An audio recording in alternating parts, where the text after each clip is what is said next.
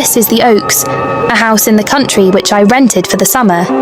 As an author, I write tales of mystery and murder, but the things that happened in this house were far more fantastic than any story I've ever had published. I brought a staff of servants from my city apartment, and my maid Lizzie Allen, who had been with me nearly 20 years.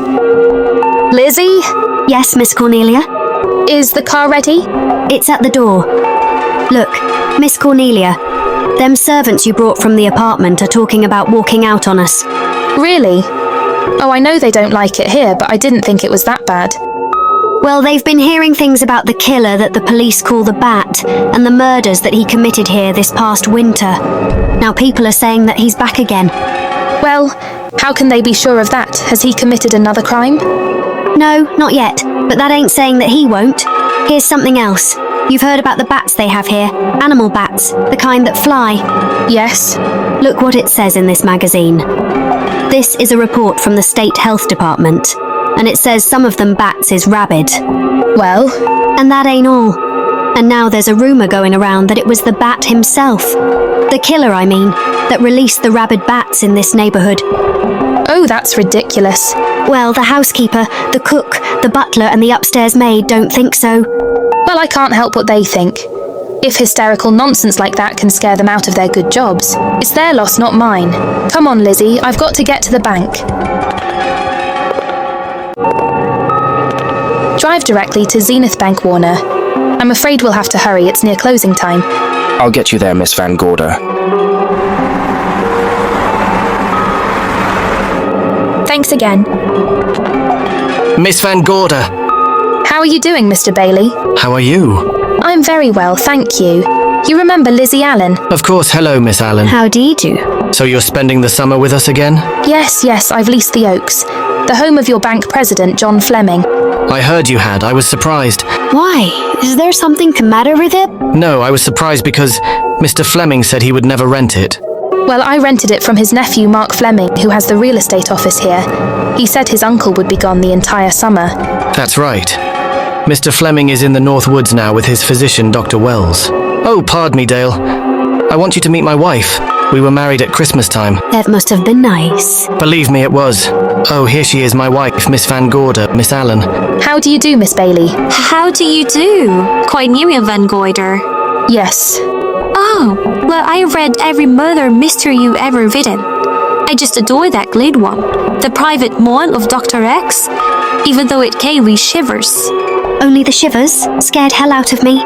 Well, I really means that Miss Corney killed them off in that one. When you refer to my books, please don't call me Miss Corney. Pardon me, Mr. Bailey. Mr. Hines is here to see you. Oh yes, excuse me, please. Don't be strangers now. No, we won't. Oh, so you're a bride? Not since Christmas. You know, I'm sure I've seen you. Well, I used to be my husband's secretary here in the bank. Of course I remember. May I welcome our most distinguished visitor back to Zenith? Oh, that's very charming, but... Lieutenant Anderson. Lieutenant Anderson, of course. Chief of Detectives of the Zenith Police Department. This is Miss Allen. Miss Allen. How do you do? Lieutenant Anderson is one of our favorite citizens. He's on the bank's board of directors. Not bad for a policeman. You must have made a good thing of it. Well, I saved my money, if that's what you mean. It's near closing time, and I've got some business in the safe deposit vault. Please come and see me, Miss Bailey. Oh, I'd love to. And you, Lieutenant. Thank you. Goodbye. Goodbye. Nice to have met you. My, what a charming woman. She moved into the Oaks just the other day. That house is a proper sitting for a writer of mysteries. Oh, it certainly is. Vic, what's the matter? Come in here, both of you. Andy, we're in trouble. Wendell Hines came in to pick up $350,000 worth of bonds that we were holding as collateral for a loan. They were kept in our special vault. Mr. Fleming and I are the only officers of the bank who have access to that vault. So? The Hines bonds are gone. That's not all. Other negotiable securities are missing from what I can gather short of a careful check. The bank has been looted of over $1 million worth of securities. You'll have to notify Fleming. I wish I could talk to him. Unfortunately, he and Dr. Wells are deep in the woods. They can't be reached by phone.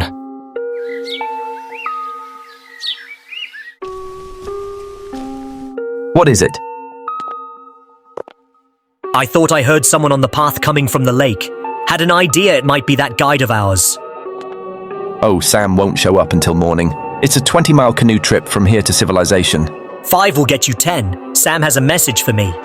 I thought you told them at the bank not to bother you. I did, but they'll bother me. Doctor? Yes, John. What would you do for $500,000? Anything short of murder. Why not murder? Too messy. Too great a risk? For $500,000, yes. I pinched $1 million from the bank. I'm not kidding, I embezzled it. Not that I think you wouldn't do it if you thought you could get away with it. I got away with it. I'm not talking about currency. I took negotiable securities that could be converted into cash. I have the cash in 10s, 20s, and 100s. And I'm your doctor, not your lawyer. Why tell me this? You'll find out why. Who's going to take the blame for the robbery? Bailey the cashier, they'll never suspect me. I like Bailey. Oh, so do I love the guy. I gave him his first chance. He has a lovely little wife. Charming girl, was the best man. Where's the $1 million? In my family's tomb in Zenith, in the crypt with my father's casket. I don't buy that, John. No? No. You forget that I had you in charge when you were a very sick man, when you raved in delirium and I heard you talk about a hidden room. Now, where else could you put a hidden room except in that mansion you built? That white elephant you call the Oaks. Look, everyone knows I have a bad heart.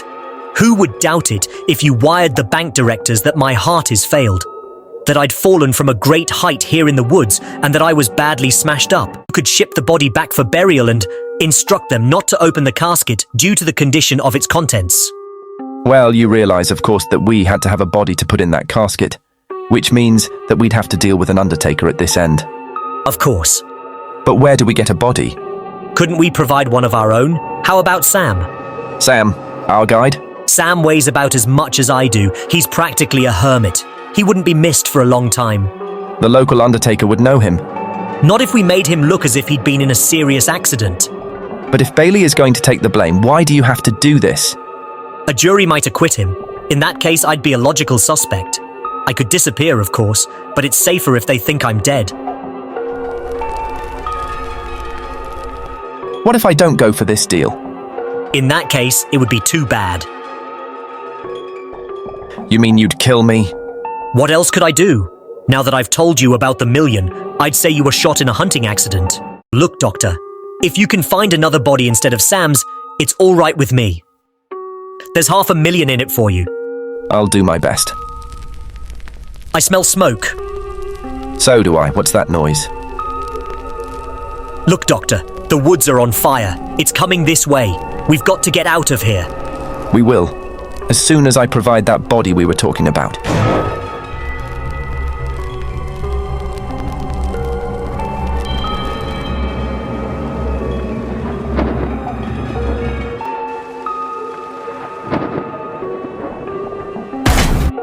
My goodness. Lizzie, is that you? Yes, Miss Cornelia. There's a storm coming up and it's going to be a snorter. The wind nearly blew the door off its hinges. Well, that noise blew my game higher than a kite. I think I've lost some of the cards. Oh, I'll get them for you. Oh, I see you found the paper. To rat that paper boy. Scooting by on his bicycle, just chucked it into a couple bushes and let it go at that. For land's sake, Mr. Vic Bailey has been arrested. Oh, Right there. Victor Bailey, Vice President and Cashier of the Zenith Bank, was arraigned before United States Commissioner Alvin Fielding, charged with the embezzlement of over $1 million. I can't believe Vic Bailey had anything to do with that robbery. Oh well, I see our landlord is home again. Landlord? Mr. Fleming. Dr. Malcolm Wells is back in town with the body of John Fleming, President of the Zenith Bank, who was killed in a forest fire. Mr. Fleming will be laid to rest in his family's tomb on Friday. And I hope he stays there. Why shouldn't he? Well, this is his house. And ever since he died, some funny things have happened here. For instance, The housekeeper, the cook and the butler said that they heard strange noises at night. And the upstairs maid swore that she met a man without a face coming up the back stairs. oh, so that's why they quit and left me to run this place without a staff. They didn't tell you, Miss Corney, but the truth is, we're scared to stay. But you're still here, Lizzie. Haven't you seen anything? No, and even if I had, I ain't afraid of ghosts. They're afraid of me. Honest Miss Corney. A spiritualist told me once that Ghost was allergic to me. But this bat fella they keep talking about in the paper, I guess he'd be different. No, I don't think you'd have the same effect on him. Oh dear. What are they trying to do? Drive people away from this part of the country? Why? What did it say about the bat? His specialty seems to be killing women, my goodness. 2 of them in one night. All his victims died the same way. Like their throats had been ripped open with steel claws. Well, that's a charming little caper. I'll have to try it sometime. In a book. That ain't nothing, just something bumping against the house. That's just the wind banging a door. Pay no attention to it. Listen to this.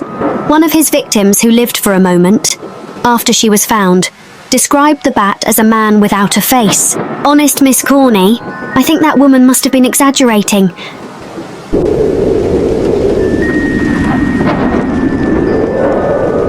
That's just that heavy tapestry at the top of the stairs. I know, I've heard it before on a windy night.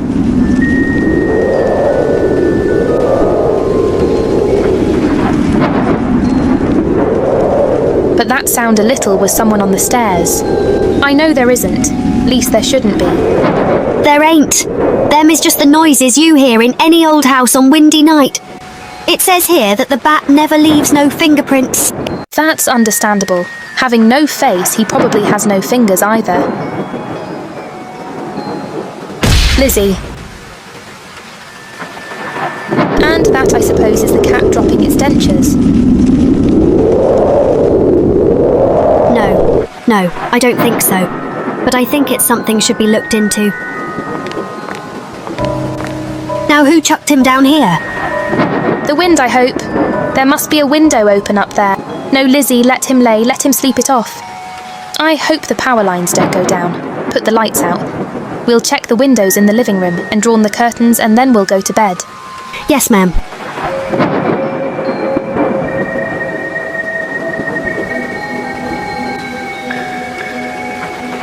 I won't be a minute.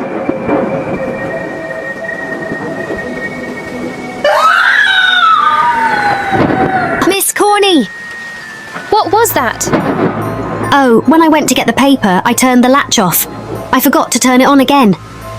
He's out there. He was coming in. He might have got you. Oh, but he didn't, and he's still out there, thanks to you. Now you hurry now, go, we'll call the police. No, I won't leave you, Miss Corney. Are you okay? Yes, ma'am, I'm okay. Okay.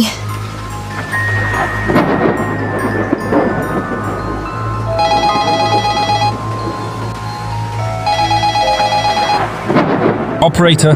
Give me the police department, please. Zenith Police Department. This is Cornelia Van Gorder. I'm living at the Oaks. We know about that, Miss Van Gorder. Just a moment ago, a man tried to force his way into this house. You're not alone there, are you? What about your servants? Well, I have none except my chauffeur, and he's away. Won't be back until the morning. Now, there's only 2 of us here tonight, and we're going to lock ourselves in my room. Now, if any of your men see anything, will you have them call me? I'll send officers over there right away. Well, thank you very much.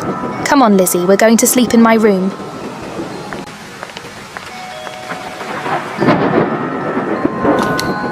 Well, nothing can get at us in this room now, I don't think. This door seems good and solid. Like the door to a tomb.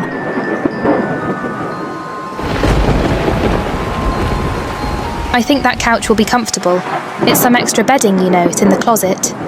Yes, ma'am. Let's see now. No bolt. No, that's not so good. Ma'am, what's that for? That, my good woman, is a booby trap. If anybody tries to open this transom, this'll be knocked off and we'll hear it fall.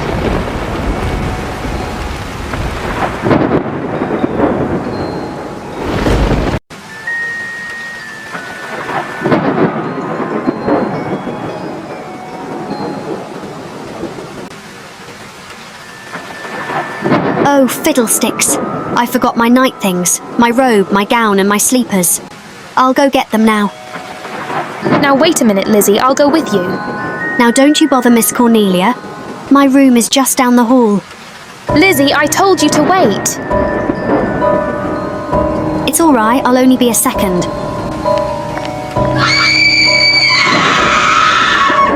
Get in here, get in here.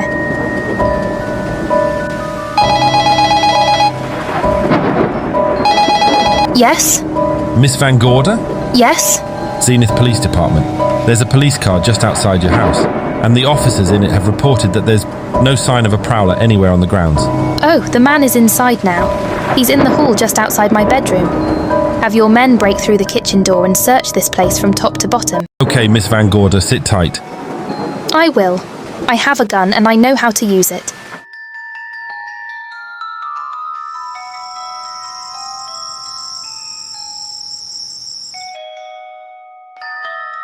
Oh, relax, Lizzie. The police did a good job. They couldn't find anybody in here. But we both saw him miss Cornelia. All right, so he got away. But there are men on guard outside, so just try and get some rest. There's nothing can get at us here.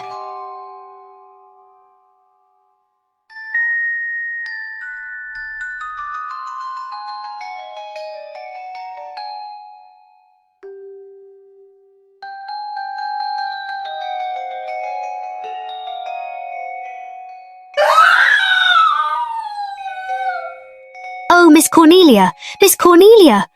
What? What's the matter? A bat! Oh, nonsense, you've had a nightmare. Maybe I did.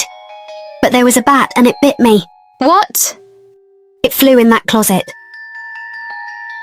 Good gracious, Lizzie, you're right. Operator, will you get me Dr. Malcolm Wells's office, please? No, I don't know his number and I have no phone book up here, but this is an emergency. Will you connect me with his office, please? Oh dear, I'm going to get the rabies. Hello? Hello, Dr. Wells' office. This is a call service. Dr. Wells is out at moment, but if you give me your name and number, I'll try to locate him. Well, this is Miss Van Gorder of the Oaks. My maid has just been bitten by a bat that may be rabid, and she must have treatment as soon as possible. And I was told that Dr. Wells was the nearest physician. I'll try to find him for you, and if I can't, I'll send you another doctor. Well, thank you very much. Oh, he's out on a case. Oh, I hope it's not a delivery, a baby. I mean, they can be terribly complicated. It never bothered me none. Oh, Lizzie, you never had a baby. Of course I didn't. That's why they never bothered me. Oh, does it hurt? A little.